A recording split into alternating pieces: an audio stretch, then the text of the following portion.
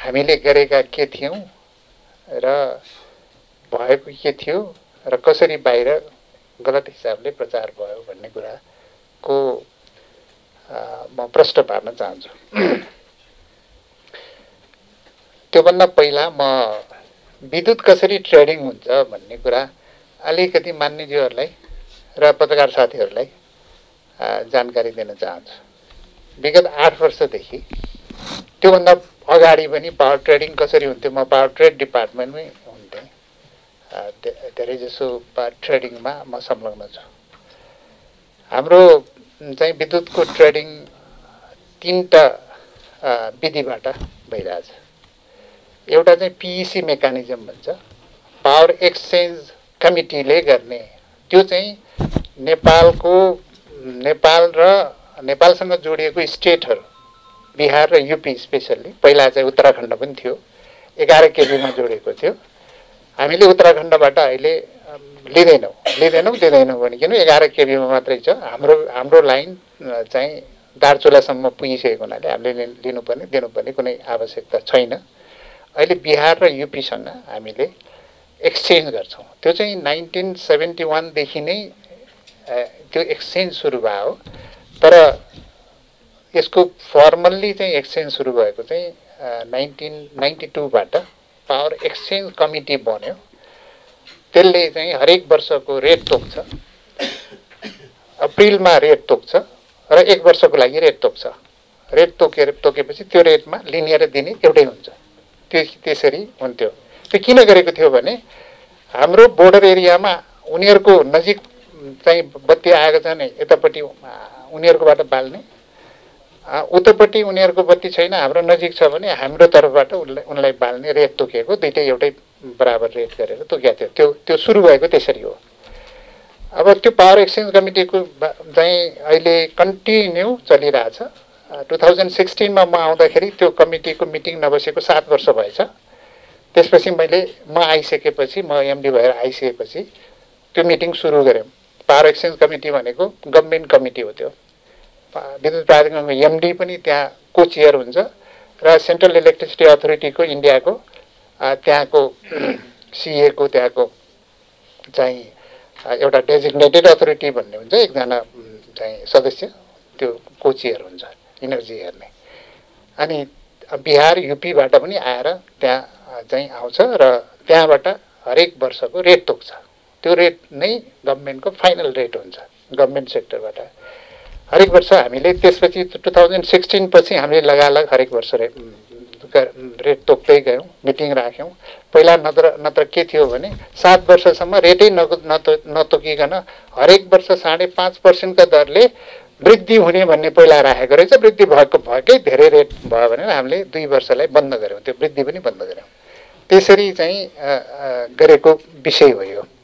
र अहिले पनि त्यो रेट हामी हरेक वर्ष तोक्छौँ। लास्ट इयर तोकिसकेको छ, यो वर्ष त्यो कायम हुन्छ। त्यो रेट चाहिँ अहिले 8 रुपियाँ 10 पैसा छ, लास्ट इयर तोकेको। बिहार र युपीले हामीलाई दिँदाखेरि, बिहार र युपीबाट लिँदाखेरि ड्राई सिजनमा हामीले 8 रुपियाँ 10 पैसा तिर्नुपर्छ। त्यो 8 रुपियाँ 10 पैसामा पनि उहाँहरूले चाह्यो भने मात्र, यो चाहिँ लिन चाह्यो भने लिँदाखेरि त्यति तिर्ने हो। फेरि टेकर पे होइन। यो दुईटै हामीले नलिँदा पनि तिर्नुपर्ने कन्ट्र्याक्ट हुन्छ। यो चाहिँ कस्तो हो भने मलाई यति चाहियो, 100 मेगावाट चाहियो, आजको लागि मात्रै चाहियो, म चाहिँ त्यसको रेट चाहिँ 8 रुपियाँ 10 पैसा तिर्ने हो। लिएन भने तिर्नु पर्दैन। यो चाहिँ यो त्यस्तो टाइपको फ्लेक्सिबिलिटी भएको चाहिँ एउटा रेट तोक्ने मेकानिजम हो यो। त्यही कारणले चाहेको बेलामा मात्रै लिने हो, लिएको बेलामा तिर्ने हो। 8 रुपियाँ 10 पैसा छ त्यो। र बिहार र युपीले के गर्छ भने ड्राई सिजनमा उनीहरूलाई पनि पुग्दैन। इन्डियामा पनि डिमान्ड बढेको छ, एकदमै डिमान्ड बढ्छ। त्यसपछि उनीहरूलाई पनि नपुगेको बेलामा रेट चाहिँ 10 रुपियाँ पुग्छ। रेट 10 रुपियाँ पुग्ने बेलामा उनीहरूले 8 रुपियाँ 10 पैसा हामीलाई दिँदैन, बन्द गरेर राख्छ उनीहरूले। हामीलाई दिन पनि सकिन्छ, नदिन पनि सक्छ। रेट कम आयो भने दिन्छ, रेट बढी भयो भने बन्द गरिदिन्छ। किनभने उसले पनि किनेर दिनुपर्छ, मार्केटबाट किनेर दिनुपर्छ। यो एउटा मेकानिजम हो। त्यो मेकानिजम हामीले लाइभ राखेका छौँ। अर्को एउटा मेकानिजम के अरे अर्को मेकानिजम भनेको चाहिँ बायोल्याटरल कन्ट्र्याक्ट। त्यो चाहिँ आरटिसी पावर भन्छ। त्यो आरटिसी पावर भनेको चाहिँ राउन्ड द क्लक म कन्ट्र्याक्ट गर्छु, बायोल्याटरल कन्ट्र्याक्ट गर्छु। हामीले long term contract, medium term contract गर्दैनौँ, सर्ट टर्म मात्रै गर्छौँ। किन सर्ट टर्म गर्छौँ भने हामीलाई त हाम्रो त पावर त बढेकै छ होइन। हामीलाई इनर्जी नपुग्न पनि छ, किन लामो समयको गर्ने। हामी त 5 महिना 4 महिनाको गर्छौँ। ड्राई सिजनमा जुन बेला चाहिन्छ हामी त्यो बेलाको चाहिँ कन्ट्र्याक्ट गर्छौँ। त्यो भएको हुनाले हामीले जनवरीदेखि मेसम्म हामीलाई पुग्दैन, त्यतिको मात्रै गर्छौँ। त्यतिको मात्रै बायोल्याटरल कन्ट्र्याक्ट चाहिँ राउन्ड द क्लक आरटिसी पावरमा हामी कन्ट्र्याक्ट गर्छौँ। त्यो चाहिँ लिए पनि लिएन भने तिर्नुपर्छ। त्यो फेरि 20% चाहिँ पैसा तिर्नुपर्छ। लिएन भने 20% चाहिँ उनीहरूको बेस प्राइस भन्छ, त्यो चाहिँ तिर्नुपर्छ। र उनीहरूले दिएन भने पनि तिर्नुपर्छ हामीलाई होइन। लिउ अर देऊ भनेको मतलब त्यसले चाहिँ कन्फर्म गर्यो हामीलाई इनर्जी चाहिँ यो ड्राई सिजनमा 5 महिना चाहिँ कन्फर्म यसले दिन्छ भन्ने हुन्छ। त्यो चाहिँ बायोल्याटरल कन्ट्र्याक्ट। अहिले भएको चाहिँ अहिलेको जुन क्वेसन आइरहेछ 40 करोड खायो रे भन्ने क्वेसन आइरहेछ, त्यो चाहिँ बायोल्याटरल कन्ट्र्याक्टको विषय हो है। त्यो अब त्यो बायोल्याटरल कन्ट्र्याक्टमा के हुन्छ भने त्यो हामीले 2008 देखि नै गरेको पिटिसीसँग 2टा कम्पनीसँग हामीले धेरै जसो बायोल्याटरल कन्ट्र्याक्ट गर्छौँ। बायोल्याटरल कन्ट्र्याक्टमा एउटा पिटिसी इन्डिया, त्यो पनि पहिला त गभर्मेन्ट कम्पनी थियो, अहिले चाहिँ पब्लिक भएको छ। एउटा एनबिबिएन भन्ने छ, एनबिबिएन भनेको गभर्मेन्टको कम्पनी हो। यो 2टाबाट हामीले रेट लिएर गर्छौँ। र यो 2टै इन्डियाको ट्रेडिङ कम्पनी हो। यो पावर हाउस उनीहरूसँग छैन, उनीहरूले पनि अर्को पावर हाउसबाट ब्याक टु ब्याक एग्रिमेन्ट गर्छ। मैले ए भन्ने पावर हाउसहरूले ब्याक टु ब्याक एग्रिमेन्ट गर्छ, उसले अनि हामीलाई दिन्छ। उसले ट्रेडिङ चाहिँ 3 पैसादेखि 7 पैसासम्म ट्रेडिङ मार्जिन खान पाइन्छ। त्यो उनीहरूको रेगुलेटरले दिएको हो। त्यो ट्रेडिङ मार्जिन उसले खाने हो, अरू केही पनि गर्न पाउँदैन। उसले ब्याक टु ब्याक कन्ट्र्याक्ट गर्छ। यो बायोल्याटरल कन्ट्र्याक्ट चाहिँ त्यसरी हुन्छ। अब हरेक वर्ष हामीले बायोल्याटरल कन्ट्र्याक्ट किन गर्छौँ भन्दाखेरि हामीलाई सर्टेन पार्ट चाहिँ फिक्स चाहिन्छ कि हामी चाहिँ त्यो चाहिँ रिलायबल पावर चाहियो। रिलायबल पावर लिनको लागि जस्तो यसपालि पनि हामीलाई 500-600 मेगावाट ड्राई सिजनमा पुग्दैन। कुनै बेला 600 मेगावाट पुग्दैन, कुनै बेला 300 मेगावाट 400 मेगावाट होला, 200 मेगावाट पुग्दैन होला। त्यो हेरी हामीले लिनुपर्ने। हामीले एउटा मिनिमम रेन्ज चाहिँ हामीले फिक्स गर्नुपर्ने हुन्छ कि त्यो रेन्ज फिक्स गरे। लास्ट इयर त्यो फिक्स गरेको, तर त्यो चाहिँ इन्डियाको अथोरिटीले जुन सिइएले स्वीकृति दिनुपर्ने लास्ट इयरको 7 रुपियाँ 5 पैसामा हामीले फिक्स गरेको रहेछ। त्यो चाहिँ सहमति नै दिएन। सहमति किन दिएन भने उहाँहरूलाई नै वेट सिजन ड्राई सिजनमा पुग्दैन, हामीलाई नै पुग्दैन, किन चाहिँ यो दिने भनेर उहाँले त्यहाँ मिनिस्ट्री भन्नु मतलब सेन्ट्रल इलेक्ट्रिसिटी अथोरिटीले सहमति दिनुपर्छ। त्यो सहमति नै दिएन, नभएपछि लागु नै भएन। अनि यसपालि चाहिँ हामीले यो चाहिँ फिक्स गर्नुपर्छ भनेर म आउनुभन्दा पहिल्यै भएर थियो पत्राचार। सेप्टेम्बर 15मा म मन्त्री भएको, अगस्त चाहिँ 8मा उहाँले प्रस्ताव माग गरेको रहेछ। जुलाई 29मा प्रस्ताव माग गरेको, जुलाई 29मा प्रस्ताव माग गर्नुभएको रहेछ पहिलेको एमडीले। त्यसपछि सेप्टेम्बर 8मा चाहिँ प्रस्ताव आयो पिटिसीको 7 रुपियाँ 74 पैसा। के अरे अगस्त 8मा चाहिँ मेरो 1 महिनाको टाइम दिएर 1 महिनाभित्र किन्छौ भने मेरो 6 रुपियाँ 74 पैसा भारू भनेर आयो। उसले 1 महिनाको टाइम लाइन दियो। कोटेसनको त टाइम हुन्छ नि। कोटेसनको किन टाइम हुन्छ भने तपाईँको चाहिँ उसले त त्यो जेनेरेटरले त कुर्न सक्दैन। तिमीले 1 महिनाभित्र किनेन भने म अर्कोलाई बेच्छु भन्छ। उसले त धेरै भेन्डरहरूसँग बेच्छ उसले। त्यो हुनाले त्यो कोटेसनको टाइम हुन्छ। अहिले मैले त्यही कोटेसन माग्यो भने 8 रुपियाँभन्दा घटीमा पाउँदैन, किनभने अब ड्राई सिजन सुरु हुनु लाग्यो। चैतमा गयो भने 10 रुपियाँमा लिन्छु भने पनि पाउँदैन, किनभने त्यो हामीले जसले पहिला बुकिङ गर्यो उसलाई चाहिँ सस्तोमा पर्छ। त्यो हुनाले उहाँहरूले गरेको होला सुरुमै गर्नुपर्छ भनेर लास्ट इयरको कारणले सुरुमै गर्नुपर्छ भनेर उहाँले बिडिङ गर्नुभयो, के अरे प्रस्ताव माग्नुभयो। 6 रुपियाँ 74 पैसा सुरुमा पिटिसी इन्डियाले दियो र 7 रुपियाँ 70 पैसा चाहिँ एनबिबिएन भन्ने गभर्मेन्ट कम्पनीले दियो। र यो बायोलेटरल कन्ट्र्याक्टको जुन पार्ट छ त्यो चाहिँ इन्डियामा के हुन्छ भने इन्डियाले हामीलाई जुन पावर चाहिँ एक्सपोर्ट गर्छ त्यो चाहिँ इन्डियामा बनेको इन्डियाकै कोलबाट बन्नेबाट होइन, इम्पोर्टेड कोल भन्छ। यो चाहिँ इन्डोनेसिया यो अस्ट्रेलियाबाट इम्पोर्टेड कोलबाट बनेको विद्युत मात्रै हामीले किन्न पाउँछौँ।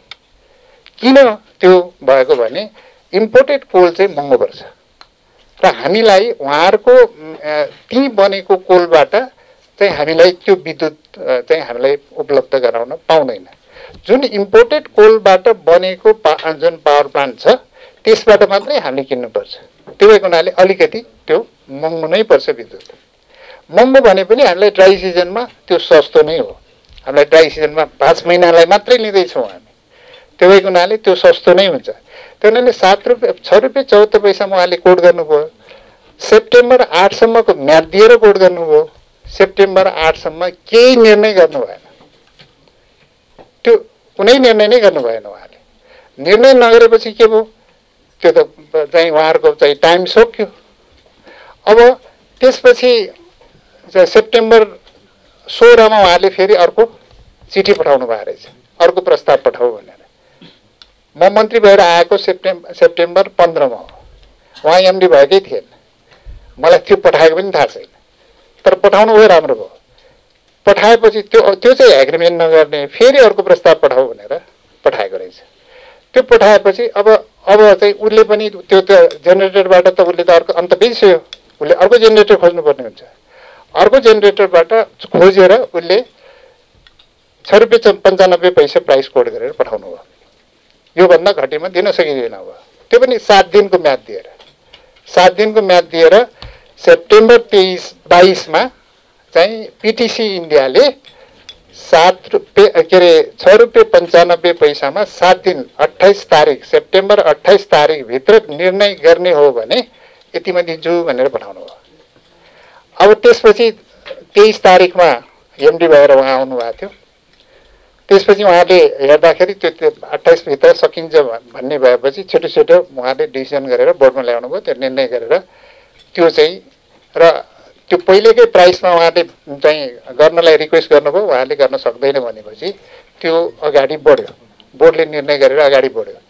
र के हामीले एनबिबिएनसँग गर्नु पर्यो 7 रुपियाँ 70 पैसामा, होइन भने 6 रुपियाँ 95 पैसामा त्यो प्राइसमा हामीले गर्नुपर्ने हुन्छ। 6 रुपियाँ 95 पैसा अहिलेसम्मको बायोलेटरल कन्ट्र्याक्टमा चाहिँ सस्तो प्राइस हो। लास्ट इयरै 7 रुपियाँ 5 पैसामा गरेको हो। 7 रुपियाँ 5 पैसामा हामीले बायोलेटरल कन्ट्र्याक्ट गरे हो। अब त्यो गरिसकेपछि नियमन आयोगमा गयो, नियमन आयोगबाट स्वीकृत भएपछि चाहिँ लागू हुन्छ यो। र यो अहिलेसम्म पनि लागू भएको छैन। फेरि एउटा कुरा के हो भने हाम्रो नियमन आयोगले स्वीकृत गर्यो, तर उनीहरूको चाहिँ सिएले एप्रुभलकै प्रोसेसमा छ अहिले पनि। त्यो एप्रुभल दिनलाई 2 महिना लाग्छ। उहाँहरूले पनि एप्रुभल दिनुपर्छ, त्यहाँ सिएले एप्रुभल दिनलाई उहाँहरूले विभिन्न प्रोसेस गर्नुपर्छ। 2 महिना 60 दिनको टाइम पाउँछ उहाँहरूले। अब यो चाहिँ जुन हामीले गरौँ उहाँले अघि भनिसक्नु भएको छ, यो कन्ट्र्याक्टमा कति 43 करोड डिफरेन्समा दिनुभयो। 6 रुपियाँ 74 पैसामा नकिनेर 6 रुपियाँ 95 पैसामा किनेर 43 करोड चाहिँ घाटा गर्नुभयो उहाँहरूले भनेर त्यसमा चाहिँ ठुलो चाहिँ चलखेल भयो भनेर कहाँबाट बाहिर आयो, लेख्नुभयो। पहिलो कुरा अघि उहाँले भनिसक्नुभयो, यो कन्ट्र्याक्ट गरेर विद्युत प्राधिकरणले अघि नै उहाँले पनि भनिसक्नु भएको छ, अहिले हामीले 8 रुपियाँ 10 पैसामा किन्नुपर्ने बाध्यात्मक स्थिति थियो पिइसी कन्ट्र्याक्टमा। बिहार र युपीबाट यो कन्ट्र्याक्ट नगरेको भए त्यो भएको हुनाले हामीले 1 अरब 20 करोड रुपियाँ बचाएका छौँ। त्यो त बाध्यतामा हामीले लिनै पर्छ त्यहाँबाट, नत्र लोड सेडिङ गर्नुपर्ने पनि हुनसक्छ। त्यो भएको हुनाले त्यो पिइसीको ₹8.10 रेट भन्दा अहिलेको ₹6.95 रेट ₹1.15 हामीलाई नाफा छ। करिब करिब 1 अरब 20 करोड हामीलाई फाइदा छ। र अर्को कुरा चाहिँ ₹7.70 जुन कोट गरेको थियो एनबिबिएनले, त्यसबाट हेर्ने हो भने 75 करोड हामीलाई उसबाट नकिन्दाखेरि हामीलाई 75 करोड फाइदा छ। र अर्को मेकानिजम एउटा छ, हामीले ट्रेडिङबाट लिन्छौँ। हरेक दिन हामी ट्रेड गर्छौँ। एउटा चाहिँ डे अहेड मार्केट भन्छ, 3टा मार्केटमा हामी पावर लिन्छौँ। अर्को मेकानिजम भनेको अब डे अहेड मार्केट भनिन्छ। भोलिको आज रातिको 12 बजेदेखि भोलिको रातिको 12 बजेसम्मको लागि म आज 10 बजेभित्र बिट गर्छौँ। हरेक दिन हाम्रो मान्छेहरूले बिट गर्छन्। इन्डियामा पनि बिट हुन्छ, सबैतिर बिट हुन्छ र एउटा रेट आउँछ। त्यो अनुसारको भोलिको लागि कति कुन समयमा 15 मिनटको ब्लक हुन्छ, 96वटा ब्लक हुन्छ। त्यसमा हामीले कुन समयमा कति पावर किन्ने भनेर बिडिङ गर्छौँ र बिडिङ गरेपछि त्यसले अटोमेटिकल्ली रेट जेनेरेट गर्छ। त्यो रेटमा किन्नुपर्छ र रियल टाइममा पनि बिट गर्छौँ हामी। 1 घन्टापछि कति मेगावाट चाहियो मलाई, 1 घन्टापछि कति बेच्ने भनेर अहिले नै बिट गर्छौँ हामी। अहिले बिट गर्छौँ, एकैछिनपछि त्यसको रेट आउँछ, आधा घन्टामा, त्यसपछि किनबेच हुन्छ। यो मार्केट प्लेटफर्म पनि छ, त्यसमा हामी बढी डिपेन्डेन्ट हुन्छौँ। यो चाहिँ हामीले मिनिमम 180 मेगावाट किनेको, यो अर्को 400 मेगावाट जति हामी त्यसमा किन्छौँ। त्यो चाहिँ पाउन पनि सकिन्छ, नपाउन पनि सकिन्छ। दिउँसो अलिक सस्तो हुन्छ, राति ₹10 पर्छ। चैत वैशाखमा ₹10 किन्छु भन्दा पनि लास्ट इयर पनि हाम्रो चाहिँ ट्रेड गर्ने हाम्रो साथीहरू 24 घन्टा स्ट्यान्ड बाई हुन्छ। ₹10 राति किन्छु भनेर बिट गर्दा पनि 500 मेगावाटको बिट गऱ्यो भने 10 मेगावाट पनि पाउँदैन, 5 मेगावाट पनि पाउँदैन। किनभने सबैले 10 मेगावाटमा ₹10 किन्छु भनेर, किन ₹10 माथि प्राइस बिट गर्न पाउँदैन। पहिला चाहिँ ₹20 कोट गर्न पाउँथ्यो, त्यो बेला त्यही ₹12 वाले भन्नुभएको, ₹20 कोट गर्न पाउँथ्यो। अहिले चाहिँ ₹10 बढी कसैले पनि कोट गर्न पाउँदैन। अब सबैले ₹10 कोट गरेपछि क्वान्टिटी चाहिँ अब सेल गर्ने मान्छे कम भएपछि के हुन्छ भन्दाखेरि कम हुन्छ। त्यही भएर चाहिँ प्रोराटा बेसिसमा त्यो डिस्ट्रिब्युट गर्दाखेरि हामीलाई पर्दैन, किनभने हजारौँ मेगावाट बिट गर्नेहरूलाई बढी पर्छ। त्यो हुनाले ₹10 किन्नु परेको भए अहिले हेर्नुहोस्, चैत वैशाखमा यो प्राइस राति ₹10 पर्छ, आइसी पर्छ। त्यो ₹10 किन्नु परेको भए करिब 3 अरब हामीलाई घाटा हुन्थ्यो। अहिले 3 अरब हामीलाई नाफा हुन्छ है। र यो प्राइस अहिले नै ड्राई सिजनमा नेपालको जलविद्युतबाट हामीले किन्दा पनि ₹8.40 लाई 8वटा स्क्यालेसन गर्दाखेरि करिब ₹10.50 त हामीलाई ₹10 एभरेजमा ₹11 पर्छ। हामीलाई नेपालकै जलविद्युत कम्पनीहरूबाट किन्दा पनि 10.5 देखि ₹11 परिरहेछ। र यो इलेक्ट्रिसिटी भनेको हामीलाई सीमित टाइममा चाहेको टाइममा लिने इलेक्ट्रिसिटी भनेको यो एकदमै सस्तो इलेक्ट्रिसिटी हो। र अब आयो 43 करोड घाटा, यत्रो नाफा गरिरहेछ होइन। कसरी 43 करोड घाटा? त्यो 43 करोडमा पनि उहाँहरूको घाटा मिल्दैन। तपाईँ ₹6.95 र ₹6.74 डिफ्रेन्स पनि 21 पैसा रहेछ, 21 पैसा। 5 महिनामा हामीले किन्ने विद्युत कति भन्दाखेरि 180 मेगावाटको चाहिँ 64 करोड युनिट किन्छौँ। त्यो 64 करोड युनिट भनेको त्यो 21 पैसाले पनि 21 करोड रुपियाँ आउँछ। कसरी 43 करोड आयो? 21 करोड मात्रै आउँछ त्यो होइन। र अर्को कुरा के हो भने यो त हामीले त विद्युत प्राधिकरणलाई, नेपाललाई नाफा गरायौँ, त्यो लक गरेर, त्यो पनि लक नगरेको भए अनि हामी सायद ₹10 किन्नु पर्थ्यो होला। त्यो ₹8.10 पनि नपाउँदाखेरि ₹10 किन्नु पर्थ्यो होला, 3 अरब घाटामा जान्थ्यो पछि। अब यहाँ बत्ती चाहिँ नदिएर त हुँदैन। र हामीले 2टा काम गऱ्यौँ, एउटा विद्युत प्राधिकरणलाई र राज्यलाई नाफा गऱ्यौँ, अर्को कुरा पावर सेक्योर गऱ्यौँ। अब ड्राई सिजनमा उद्योगीहरूलाई मिनिमम हामीले करिब 200 मेगावाट 20% चाहिँ हामीले थपघट पनि गर्न सकिन्छ। त्यसमा 200 मेगावाटभन्दा बढीको पावर सेक्योर भयो। सेक्युर्ड भएपछि त्यो त चाहिँ उनीहरूले काट्छु भन्दा पनि पाउँदैन नि त। त्यो भएको हुनाले यो दुईवटा चाहिँ इम्पोर्टेन्ट कुरा हामीले सेक्युर गरेको।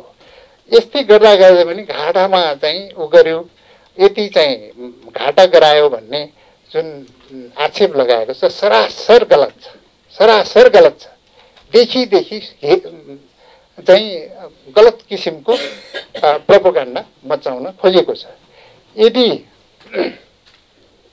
किन यो 6 रुपियाँ 74 पैसामा अफर आउँदा आउँदै किन त्यो बेला किनेन भन्ने त्यो तत्कालीन अवस्थाको एमडी, तत्कालीन बोर्डका चेयरम्यान, मन्त्रीलाई कारवाही गर्नु पर्यो। किन डिसिजन गरेन? डिसिजन नगर्ने अनि उल्टो प्रचार गर्ने, किन डिसिजन गरेन? डिसिजन गर्नु पर्थ्यो त। यो त कसैको पनि एउटा अफर आइसकेपछि त्यसको टाइम हुन्छ, त्यो लामो समयसम्म त उसले त टाइम दिन सक्दैन। उसले त हरेक वर्ष बेच्ने हो।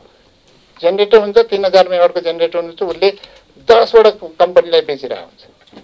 अहिले आएर हामीले प्रस्ताव माग्यो, अरे चैतमा गएर प्रस्ताव माग्यो भने 10 रुपियाँमा पनि दिन सक्दैन भन्छ उसले।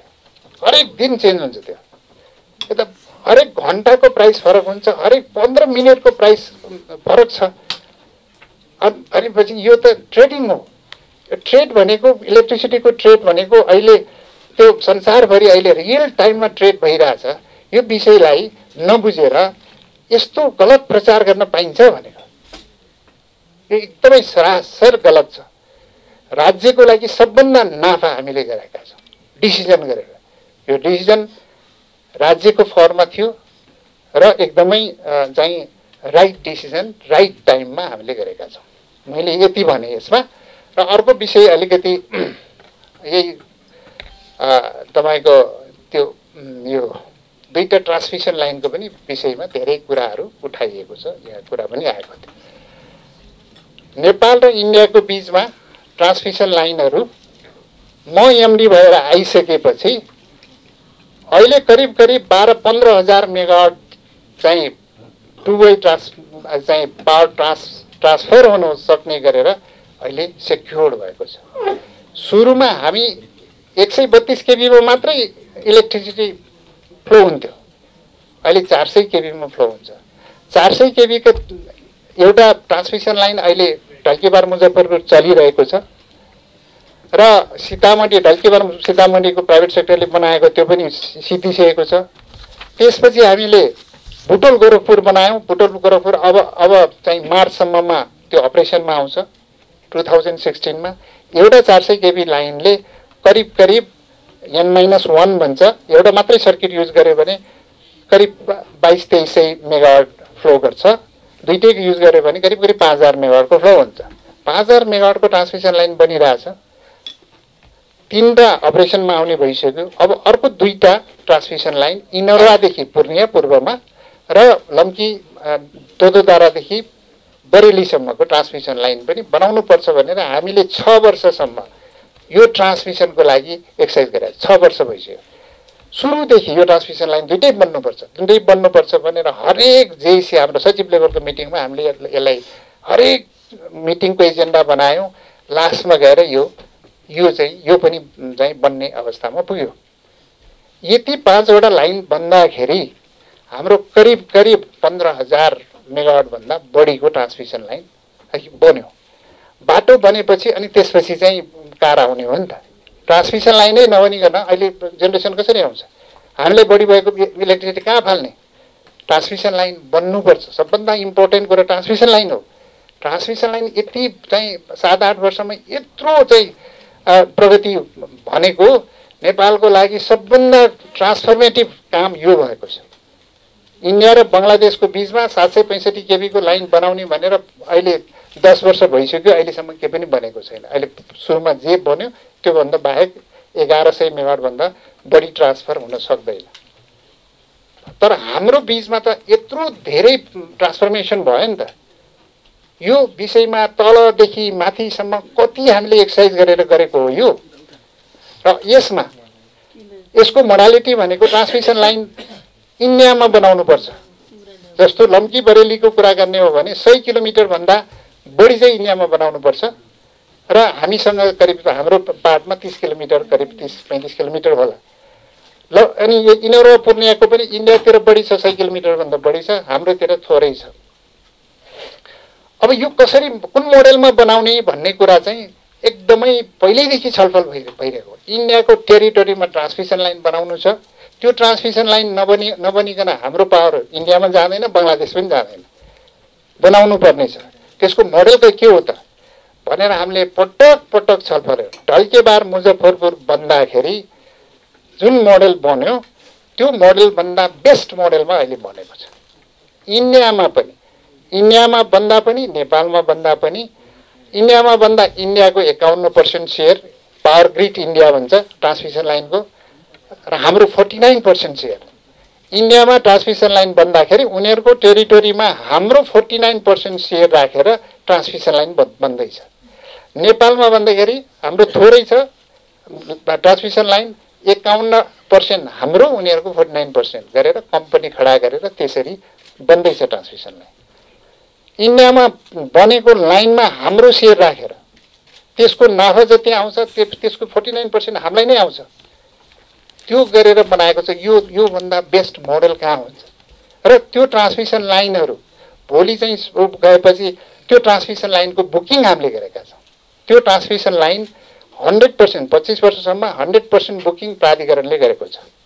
त्यो ट्रान्समिसन लाइनमा जति पावर फ्लो भए पनि पछि जति पावर फ्लो हुन्छ त्यो सबैको चार्ज हामी लिन्छौँ, विद्युत प्राधिकरणले लिन पाउँछ। विद्युत प्राधिकरण त्यसको ओनरसिप जस्तै हुन्छ, प्राधिकरणले लिन पाउँछ। तर प्राधिकरणले बुकिङ गरे बापत चाहिँ त्यहाँ हामीले तिर्नुपर्ने चार्ज चाहिँ पर युनिट चार्ज कति हुन्छ, त्यो लगानी बापत 15% रिटर्न राखेर हामीले लगानी तिर्नुपर्छ, हामीले तिरिरहनुपर्छ। र हामीले त्यसलाई त्यहाँबाट धेरै नाफा पनि गर्न सक्छौँ। पावरै फ्लो भएन भने चाहिँ मात्रै हामीले हाम्रो त्यो बापतको पैसा तिर्नुपर्छ। तर इनर्जी सेक्युरिटीको हिसाबले र हाम्रो चाहिँ पावर प्लान्ट नेपालमा बनाउनको लागि यो ट्रान्समिसन लाइन छ, त्यही भएर यहाँ लगानी आउँछ। ट्रान्समिसन लाइन भएन भने लगानी आउँदैन। त्यसको लागि त्यो ट्रान्समिसन लाइन हामीले बुकिङ गरेका हौँ। त्यसबाट राज्यलाई सबभन्दा बढी फाइदा छ। त्यहाँबाट हामीले तिरेको बुकिङ चार्जको 49% हामीलाई नै फिर्ता आउने हो, विद्युत प्राधिकरणले नै फिर्ता आउने हो। त्यो त लगानी हाम्रो छ नि त, त्यसको सेयरको हिसाबले 49% हामीलाई नै फिर्ता आउने हो। कारणले यसमा सबभन्दा बेस्ट मोडेल यही हो। इन्डिया र बङ्गलादेशको बिचमा के बनेको छ भने इन्डियापट्टि उनीहरूले मात्रै बनाउँछ, पावर ग्रिडले 100% बनाउँछ र त्यसको चार्ज चाहिँ बुकिङ गर्नुपर्छ बङ्गलादेशले, उसको सेयर पनि छैन। हामीले त 49% सेयर चाहिँ कन्फर्म गऱ्यौँ नि त। त्यो भएको हुनाले यो जति बेस्ट मोडल हुनै सक्दैन। अहिलेसम्मको मोडलमा बेस्ट मोडल यही हो। गभर्मेन्ट टु गभर्मेन्ट, गभर्मेन्टले यताको गभर्मेन्टले भने उताको गभर्मेन्ट उताको बनाउने भन्ने उनीहरूको ट्रान्समिसन लाइनमा त्यो हुँदैन। किनभने यो ट्रान्समिसन लाइन उनीहरूले क्रस बोर्डर ट्रान्समिसन लाइनलाई कमर्सियल उसमै लान्छ। त्यो हुनाले यसबाट पनि नेपाललाई सबभन्दा फाइदा छ। अझ उल्टो चाहिँ यहाँ के प्रचार गरियो भने यो चाहिँ राज्यद्रोह गर्यो जस्तो, ट्रान्समिसन लाइनमा चाहिँ लगानी गरेर ठुलो चाहिँ चलखेल गर्यो भन्ने जस्तो चाहिँ भाष्य बनायो। यो गलत हो। यो लाइन बन्छ, लाइन बनेपछि नेपालमा लगानीको सुनिश्चितता हुन्छ। यो दुईटा पार्ट मैले राखेँ। र अर्को बाँकी पार्टमा हाम्रो यो जति पनि यो प्रगतिको कुरा आइरहेछ, दुईटा कुरा चाहिँ सधैँ यो प्रगतिमा आउने गर्छ। पहिलो त्रैमासिकमा प्रगति सधैँ नै कम नै हुन्छ। त्यो माथि पनि यसपालि जनजीय आन्दोलनको कारणले चाहिँ धेरै प्रोजेक्टहरूमा अगाडि बढ्न चाहिँ समस्या भयो। र अर्को कुरा के हो भने बजेट रोक्का करिब 1 खरब 95 अरबभन्दा बढी चाहिँ बजेट तीनटा मन्त्रालयको बजेट रोक्का भएको छ। र रोक्का भइसकेपछि त्यो टेन्डरमा जाँदैन। भइसकेको कामै सुरु भइरहेको प्रोजेक्टहरू पनि त्यो अगाडि बढ्ने कुरो भएन। अनि बजेटै रोका भएपछि त्यो अगाडि बढ्ने कुरो भएन। त्यो भएको हुनाले चाहिँ अहिले खर्च केही कम देखिए पनि तर यो खर्चलाई कम यो खर्च पनि राम्रो चाहिँ प्रगति भन्नुपर्छ। किनभने पहिलो त्रैमासिकमा तपाईँले यो रोका भएको बजेटलाई माइनस गरिदिने हो भने पर्सेन्टेज धेरै माथि जान्छ। अब सहरी विकासकै भन्नु न, कति 90-91 अरबमा चाहिँ 61 अरब त रोका भनेपछि 61 घटाएर अनि चाहिँ पर्सेन्टेजमा 20% पुग्यो। 20% भन्दा बढी पुग्छ, 20-25, 30% होइन।